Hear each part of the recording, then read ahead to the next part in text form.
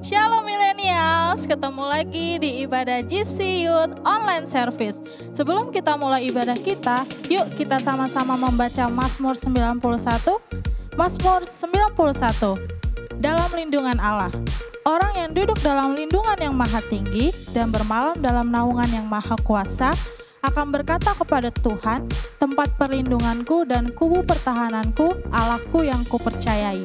Sungguh, Dialah yang akan melepaskan engkau dari jerat penangkap burung, dari penyakit sampar yang busuk. Dengan kepaknya ia akan menudungi engkau, di bawah sayapnya engkau akan berlindung. Kesetiaannya ialah perisai dan pagar tembok. Engkau tak usah takut terhadap kedahsyatan malam, terhadap panah yang terbang di waktu siang, terhadap penyakit sampar yang berjalan di dalam gelap, terhadap penyakit menular yang mengamuk di waktu petang. Walau 1000 orang rebah di sisimu dan 10.000 di sebelah kananmu, tetapi itu tidak akan menimpamu. Engkau hanya menontonnya dengan matamu sendiri dan melihat pembalasan terhadap orang-orang fasik. Sebab Tuhan ialah tempat perlindunganmu, yang maha tinggi telah kau buat tempat perteduhanmu. Malapetaka tidak akan menimpa kamu, dan tulah tidak akan mendekat kepada kemahmu, sebab malaikat-malaikatnya diperintahkannya kepadamu untuk menjaga engkau di segala jalanmu. Mereka akan menantang engkau di atas tangannya, supaya kakimu jangan terantuk kepada batu. Singa dan ular tedung akan kau langkahi. Engkau akan menginjak anak singa dan ular naga. Sungguh, hatinya melekat kepadaku, maka aku akan meluputkannya.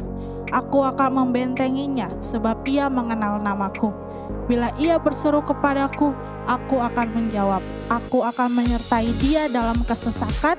Aku akan meluputkannya dan memuliakannya. Dengan panjang umur akan kukenyangkan dia, dan akan kuperlihatkan kepadanya keselamatan daripadaku. Selamat beribadah. Shalom milenial. Lebih semangat lagi dong kan ini hari Minggu, waktunya kita buat memuliakan Tuhan. Tapi sebelum kita mulai ibadah online, mari kita bersatu dalam doa. Bapak di surga, terima kasih Tuhan atas waktumu dan berkat-Mu Tuhan. Kami dapat berkumpul Tuhan, walaupun jarak memisahkan, tapi biarlah ibadah ini memberkati kami semua yang menonton maupun yang ada di sekitar rumah kami. Terima kasih Tuhan Yesus, sucikan kuduskan ibadah ini agar berkenan di mata-Mu. Mari siap memuliakan Tuhan, sama-sama katakan amin.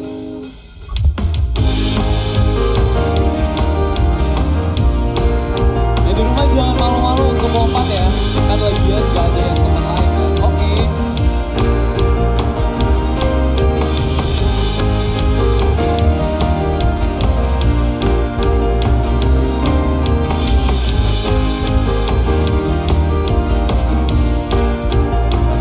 Namanya Tuhan menara yang teguh, kota benteng perlindunganku. Nama yang perkasa, Dia Bapa yang kekal, gunung batu keselamatanku. Engkau yang berpusat di bumi di surga, termasyur perkasa selamanya. Engkau yang berkuasa di dalam segala hal, ada kuasa dalam nama Yesusku.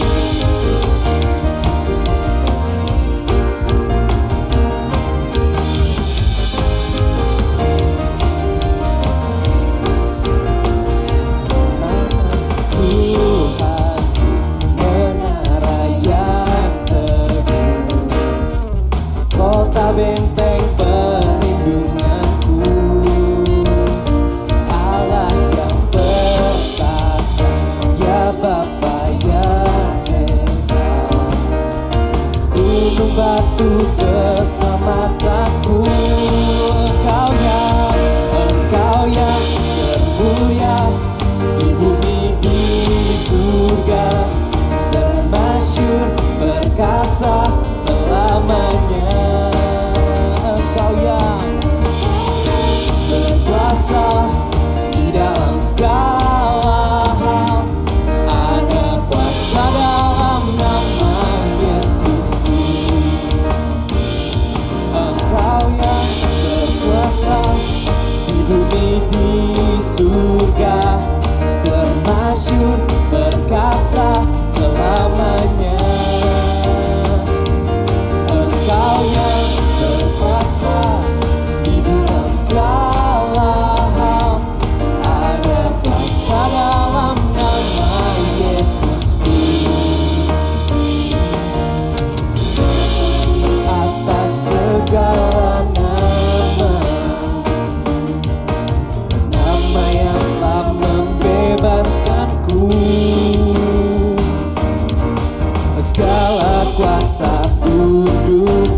pada nama itu, Yesus Tuhan segala Tuhan. Nama di atas segala nama, di atas segala nama, nama yang telah membebaskanku.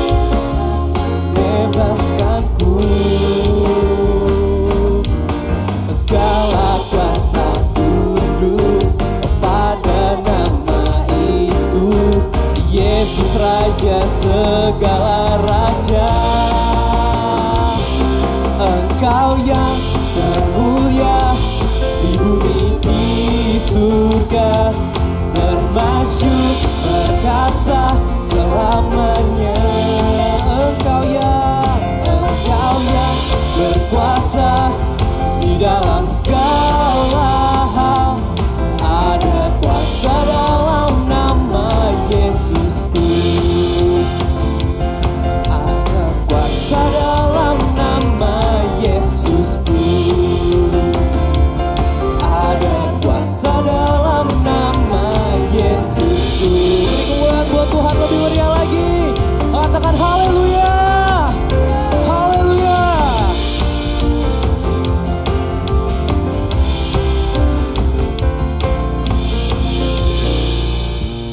Haleluya. Mari teman-teman kita masuk lebih dalam lagi kepada hadirat Tuhan, teman-teman. You are perfect in all of your ways. You are perfect in all of your ways. To us, hallelujah. We praise you, Lord. Kami datang Tuhan ke hadirat-Mu. Ya Bayashara ya Baraba. Haleluya. Rasakan hadiratnya Tuhan. Rasakan hadirat Tuhan ada di setiap hati kalian.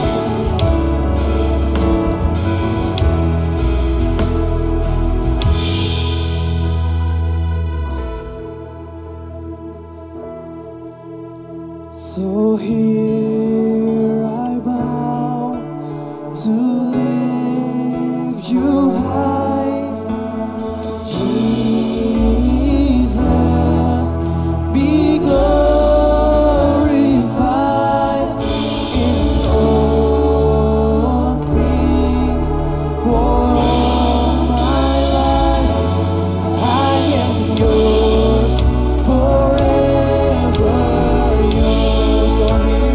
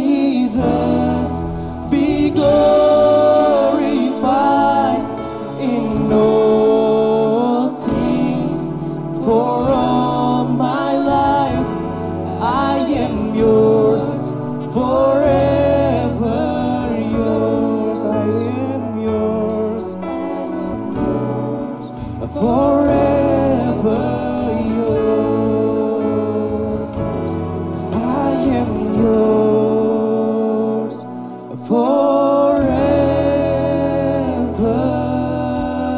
yours.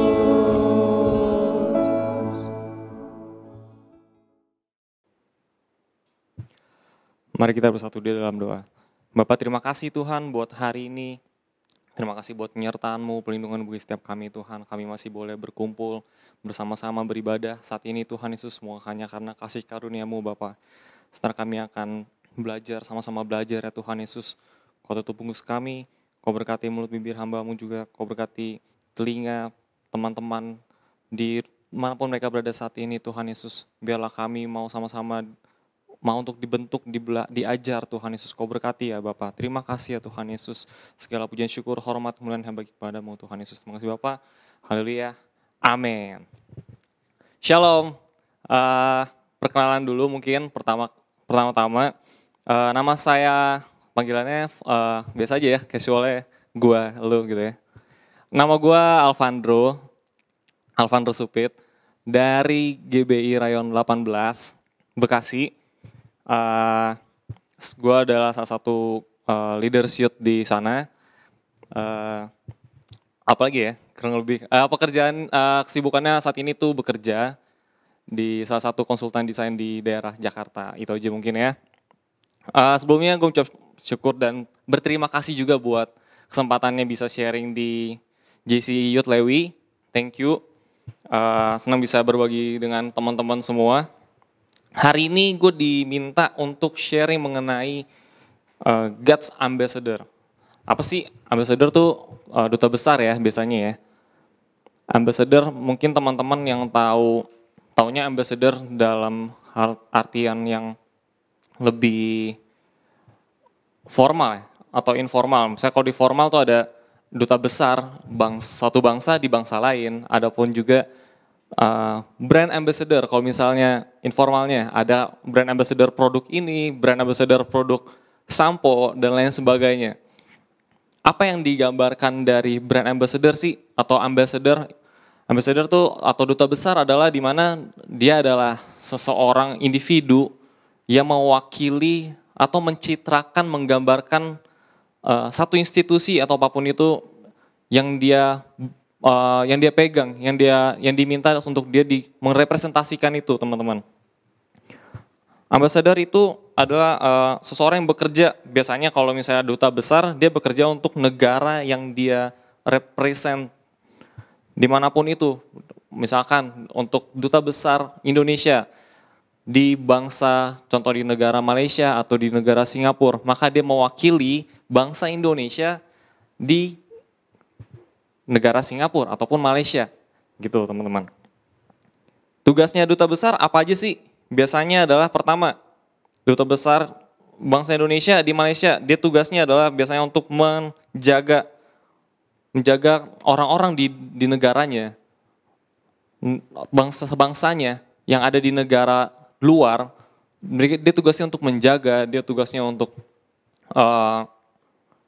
memberi mereka apapun itu. Kalau misalnya ada masalah-masalah legal yang ada di dalam negara tersebut yang membutuhkan bantuan tangan dari si ambassador ini akan turun mewakilinya gitu. Lalu apalagi yang dilakukan oleh sang ambassador? Dia itu mensupport negaranya, mewakili sebagai ketika suatu negara punya usaha atau misalkan bagian dari pariwisata mereka, mereka mau promosiin ke negara tertentu. Nah itu tugas ambassador, tugas duta besarnya untuk mempromosikan dari negaranya, pariwisata negaranya ke negara lain, untuk supaya orang-orang dari sana datang ke tempatnya gitu. Lalu apalagi? Ambassador bertugas untuk menjaga keamanan dan kedamaian bagi warga negaranya itu sendiri, teman-teman. Itu ambassador. Tapi ini apa sih maksudnya ambassador? Ini pembahasan mengenai ambassador ini temanya God's Ambassador, Heaven's Ambassador. Itu bisa dibilang berat sebenarnya, teman-teman. Karena bagaimana caranya kita menjadi perwakilan pada Tuhan gitu. kita menjadi representasinya Tuhan di dunia ini, di mana dunia nggak melihat Tuhan, dunia nggak tahu Tuhan wujudnya seperti apa, dunia nggak mengerti Tuhan, tapi kita yang di sini yang bentuk nyata yang ada di dunia ini, kita merepresentasikan Tuhan di dunia ini teman-teman. Cukup berat untuk teman-teman mungkin paham dan mengerti kenapa kita juga harus jadi ambassador-nya Tuhan gitu. Tapi gini teman-teman, salah satu pekerjaan ambassador, karena pekerjaan yang begitu berat ya, mewakili sebuah negara di suatu tempat tertentu. Karena pekerjaan yang berat, dia mendapatkan privilege yang banyak teman-teman. Pertama, seorang ambassador pasti punya special access. Special access untuk kemana sih? Ke rahasia-rahasia negara, ke rahasia-rahasia politik negara, karena dia akan berhubungan dengan satu kepala negara tertentu pastinya kan. Dan dia mewakili negaranya untuk bertemu dengan kepala negara tertentu teman-teman. Apalagi yang didapat oleh seorang ambassador? Fasilitas. Seorang ambassador pasti punya fasilitas yang dikasih oleh negaranya waktu dia sedang bertugas berdinas di negara tertentu. Dia bisa mungkin diberikan rumah, diberikan mobil gitu, dan penjagaan dan pengawalan. Lalu apalagi sih? Dia digaransikan kehidupannya aman, terjamin. Dari apapun itu, mungkin ada konflik atau ada peperangan yang pecah di satu negara tertentu, brand ambassador ini, duta besar ini akan dipindahkan. Yang paling pertama dipindahkan adalah ambassador, duta besarnya dari negara itu kembali ke negaranya.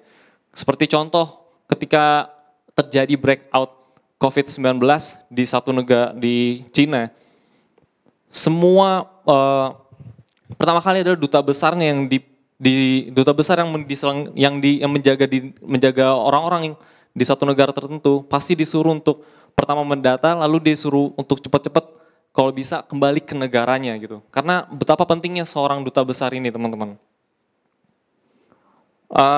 Selain ambassador, mungkin kalau misalnya ambassador atau duta besar suatu negara, ini gambarannya agak berat ya. Gue coba membuat simple lagi, yaitu yang tadi gue bilang, brand ambassador. Mungkin teman-teman tahu brand ambassadornya produk-produk tertentu. Contoh misalkan brand ambassador GoPay siapa sih? Pevita Pierce dan Joe Taslim gitu. Brand ambassadornya Pantene. Ini sebut produk nggak apa-apa ya. Brand ambassadornya sampo rambut, kalian pasti kenal ada siapa. Brand ambassadornya makanan ini, makanan itu, minuman, ada orangnya.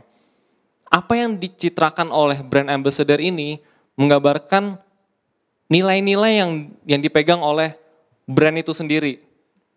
Dan orang yang jadi ambassador ini harus mencitrakan itu di kehidupannya.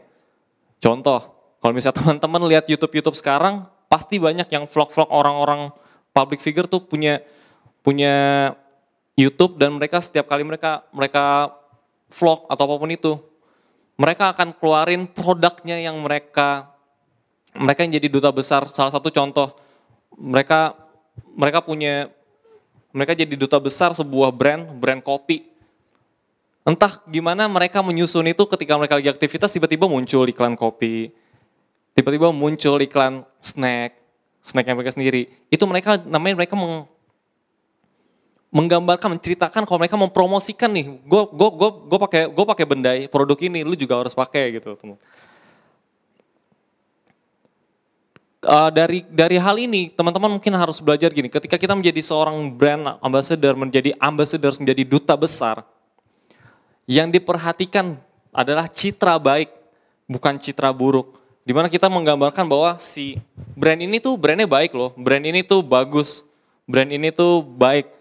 HP contoh, mungkin teman-teman pakai apapun, Samsung, iPhone dan lain sebagainya. Pencitraan dari satu brand itu sangat penting teman-teman. iPhone, orang beli iPhone bukan karena ini bagus atau murah, bahkan iPhone harganya mahal. Tapi kenapa orang pada pakai iPhone? Karena menceritakan tentang lifestyle teman-teman. Produk iPhone itu menceritakan tentang lifestyle.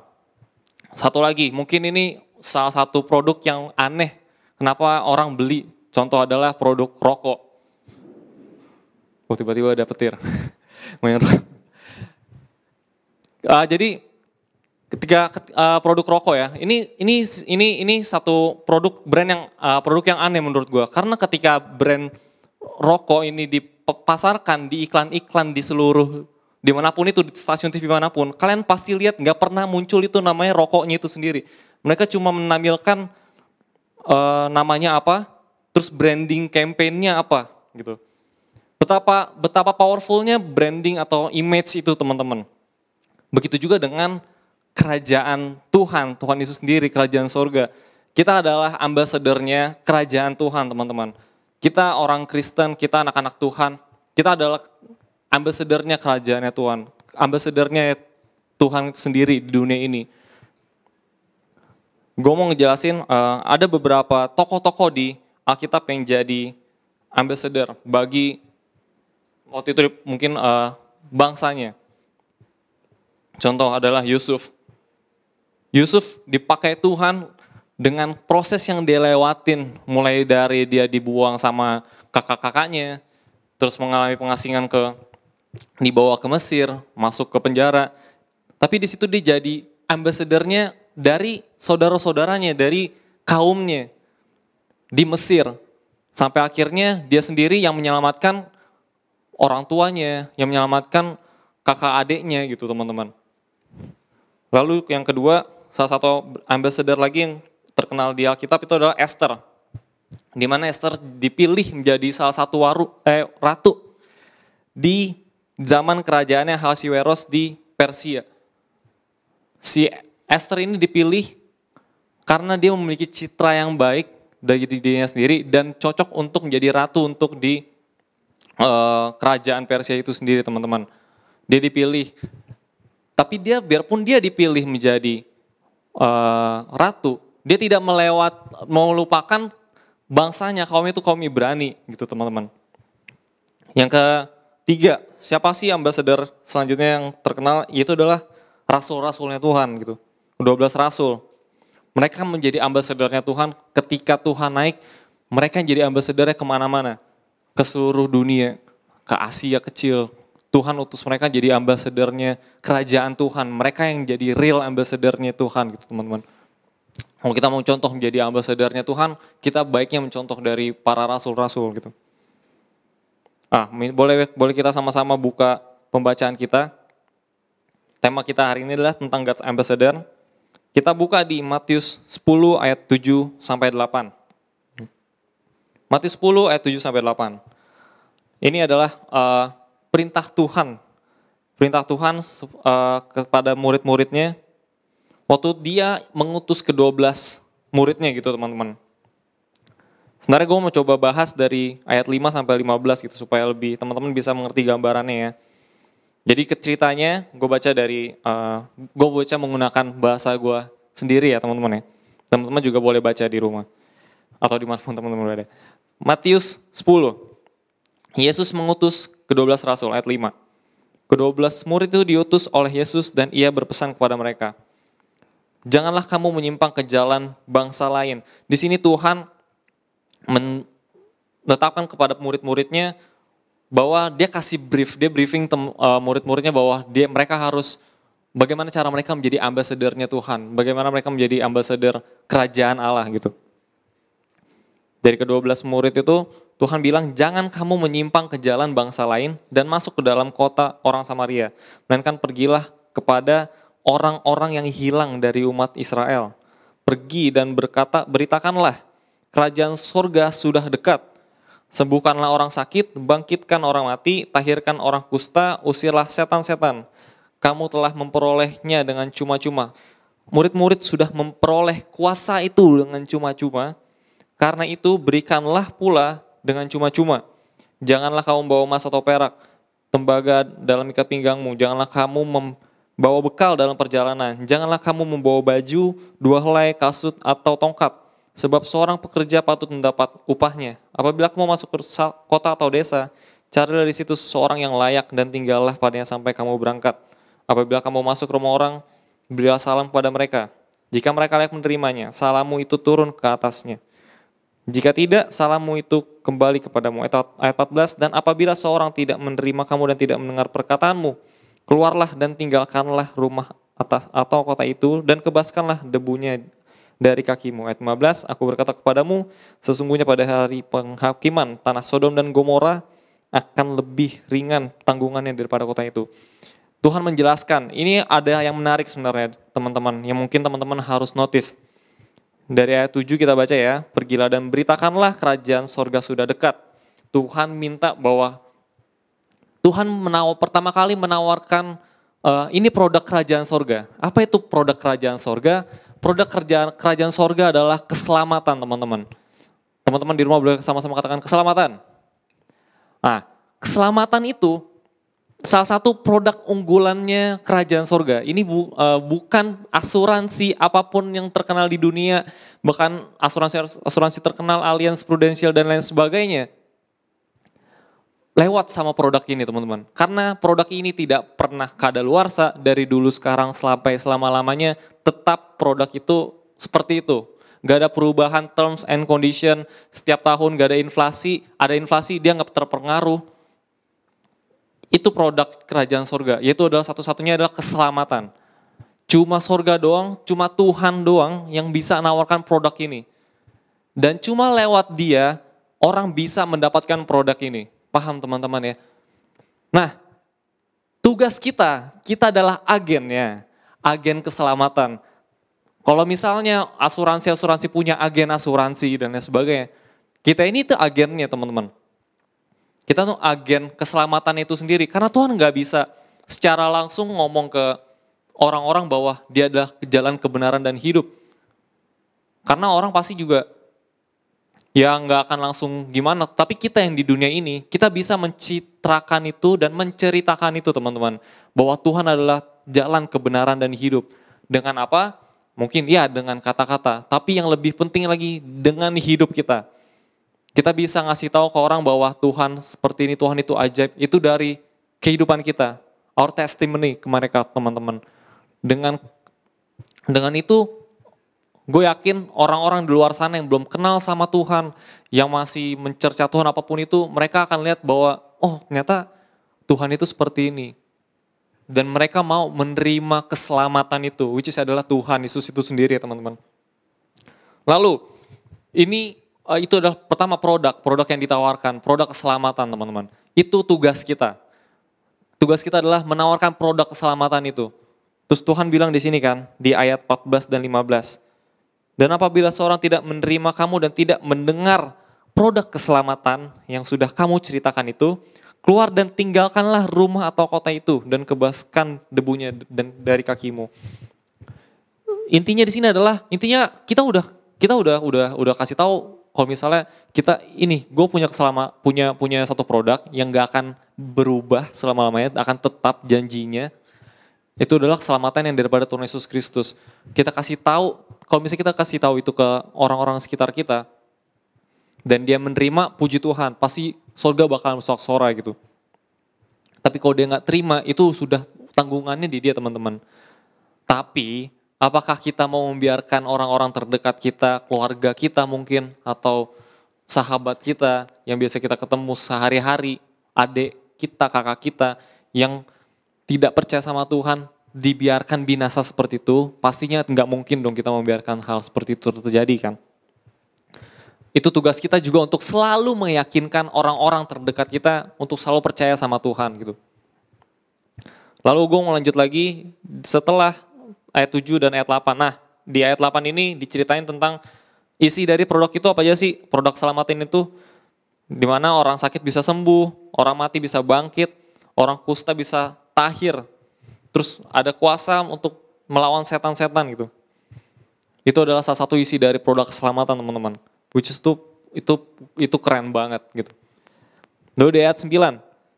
Janganlah kamu membawa emas atau perak atau tembaga dalam ikat pinggangmu. Di sini kenapa kita nggak boleh bawa harta dan lain sebagainya. Yang di ayat 9 tadi, jangan bawa emas, perak atau tembaga. Kenapa? Karena yang namanya, yang tadi udah gue bilang, yang namanya ambassador akan mendapatkan fasilitas-fasilitas dari negara itu sendiri. Duta besar akan mendapat fasilitas dari negara itu sendiri. Bisa rumah, mobil, apapun itu. Dengan gajinya juga gitu. Kita juga sebagai ambassador-nya Tuhan, sebagai Heaven Ambassador atau Kingdom Ambassador, kita dapat fasilitas itu teman-teman. Berkat-berkat yang gak terkira, gak pernah kita pikir, gak pernah kita lihat, gak pernah timbul dalam hati kita. Itu jaminan kita yang kita dapat teman-teman. Jadi ngapain kita bawa emas atau perak atau tembaga? Biar kita datang sebagaimananya kita hidup sebagainya kita, gak perlu meminta bersungut-sungut. Minta mungkin iya, tapi jangan sampai bersungut-sungut gitu. Kenapa kehidupan kita seperti ini? Itu adalah proses untuk orang Kristen emang seperti itu teman-teman. Lalu lanjutnya di ayat 10. Janganlah kamu membawa bekal dalam perjalanan. Kenapa? Karena kita gak usah bawa apa-apa, kita gak usah bawa pegangan. Pegangan itu maksudnya apa ya? Satu pegangan tuh bisa dibilang satu hal yang kita bawa terus yang menjadi gue nggak bisa jalan kalau misalnya gue nggak bawa ini. Kenapa? Karena Tuhan itu kan satu hal yang bisa dibilang itu adalah satu hal yang mendukakan hati Tuhan. Kenapa? Karena kita jadi nggak berharap lagi sama Tuhan. Kita berharap sama satu hal bekal ini loh teman-teman. Tuhan mau kita selalu berharap sama Dia. Sebagai ambasadornya Dia, kita harus selalu berharap sama Dia teman-teman. Yang mau berharap sama Tuhan boleh katakan amin. Oke, selanjutnya. Lalu dilanjutnya di ayat 10 tadi, janganlah kamu membawa baju, 2 helai, kasut atau tongkat, sebab seorang pekerja patut mendapatkan upahnya. Di sini Tuhan mau untuk kita bekerja.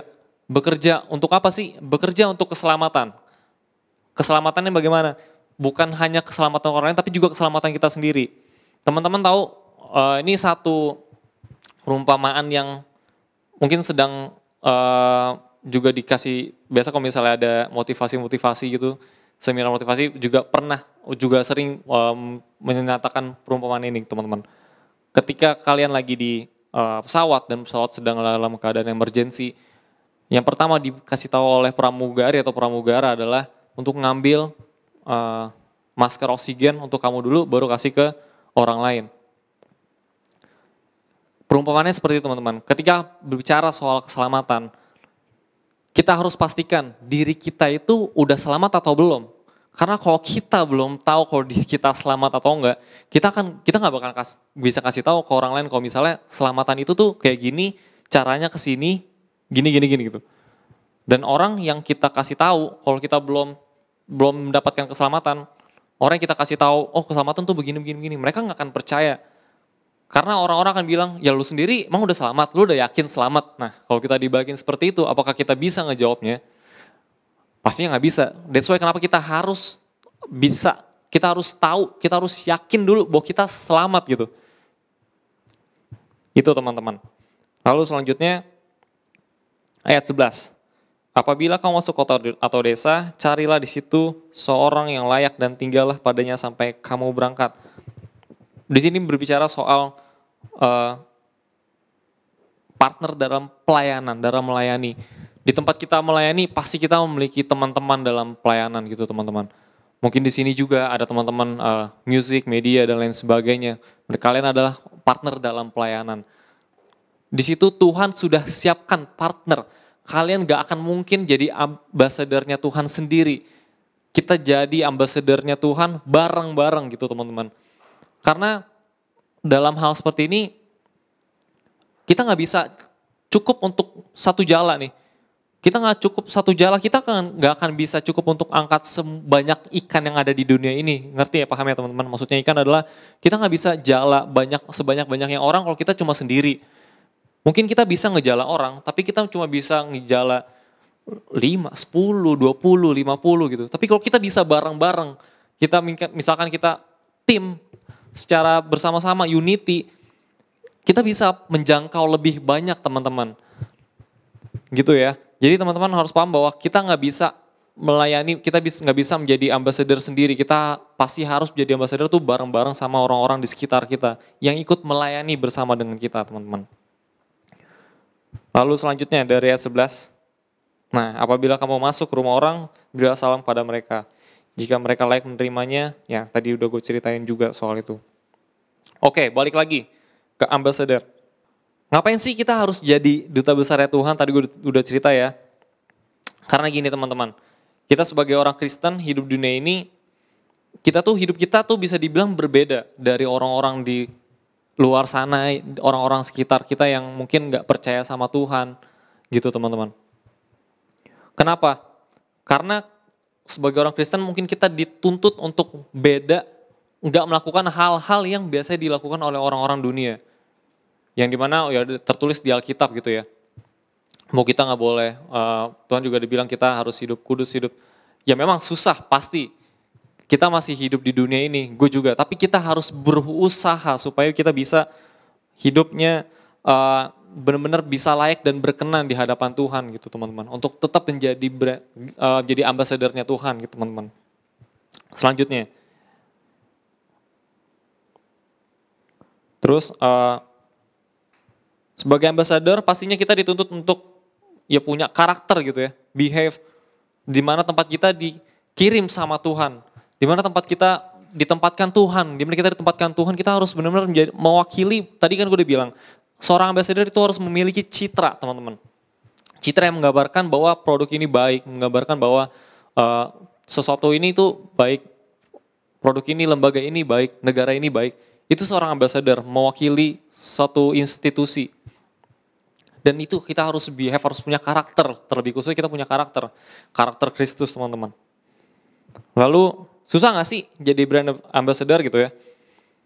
Ya hidup di dunia ini kan kita kayak, ya yang tadi gue bilang harus kayak orang suci dan lain sebagainya gitu. Tapi kalau misalnya kita cuman pemikiran kita seperti itu, paradigma bahwa kita pikir orang Kristen tuh berarti harus suci, harus benar-benar saint yang ada lingkarannya di belakang gitu. Enggak seperti itu teman-teman. Ya kalau misalnya kalian berpikir seperti itu, kalian akan melihat semua orang munafik gitu. Kita harus mikir gini teman-teman, bahwa jadi ambasadornya Tuhan, di mana kita benar-benar tahu apa keinginannya Tuhan, apa kehendaknya Bapa di dunia ini gitu. Apa sih kehendaknya Bapa? Apa sih kehendaknya Tuhan gitu? Tuhan mau bahwa orang-orang terdekat kita, orang tua kita, sahabat kita, kakak adik kita, keluarga besar kita, siapapun itu orang-orang yang dekat dengan kita gitu, atau kenal kita, melihat bahwa Tuhan tinggal di dalam kita dan mereka mau menerima keselamatan yang daripada Tuhan itu teman-teman. Itu doang yang Tuhan mau, itu doang yang Tuhan pesan sama kita semua. Seperti yang tadi dia juga bilang kepada murid-muridnya. Semua hal itu tujuannya cuma satu, supaya banyak orang-orang yang kenal sama Tuhan, percaya sama Tuhan, dan mau terima keselamatan yang daripada Tuhan teman-teman. Itulah kenapa kita dipanggil untuk menjadi ambasadornya Tuhan, untuk teman-teman, keluarga, orang tua, adik dan kakak kita, siapapun orang-orang yang mau kamu ajak sama-sama bareng masuk ke surganya Tuhan, masuk ke tempatnya Tuhan gitu teman-teman. That's it, itu aja yang mau gue jelasin ke teman-teman mengenai God's Ambassador. Gue mau ajak teman-teman di sini kita sama-sama coba kita fokus, coba kita singkirkan hal-hal yang lain dulu. Kita mau sama-sama doa. Gue mau ajak sama-sama kita berdoa. Yuk. Bapa, ini kami anak laki-laki, anak perempuan, perempuanmu Tuhan. Di tempat kami masing-masing, dimanapun kami berada saat ini ya Tuhan Yesus. Bapa, kami mau Tuhan Yesus, kami mau berkomitmen mulai hari ini Tuhan Yesus. Bahwa kami mau menjadi God's Ambassador, kami mau menjadi duta besarmu di dunia ini Tuhan. Kau pakai setiap kami Tuhan Yesus. Kau perlengkapi terlebih lagi setiap kami Tuhan Yesus. Perbesarlah kapasitas kami Tuhan. Supaya kami mampu, kami bisa untuk menjadi duta besarmu Tuhan. Mencitrakan kasih-Mu Tuhan Yesus. Biarlah kami menjadi reflektor-Mu Tuhan Yesus di dunia ini Tuhan.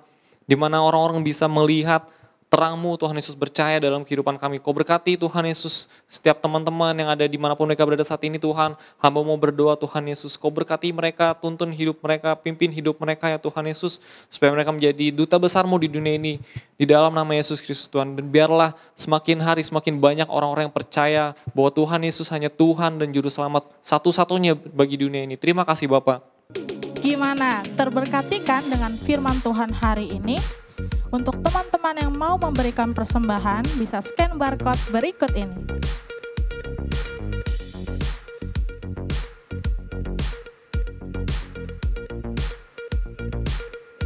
Sampai jumpa di ibadah GC Youth Online Service minggu depan. Tuhan Yesus memberkati.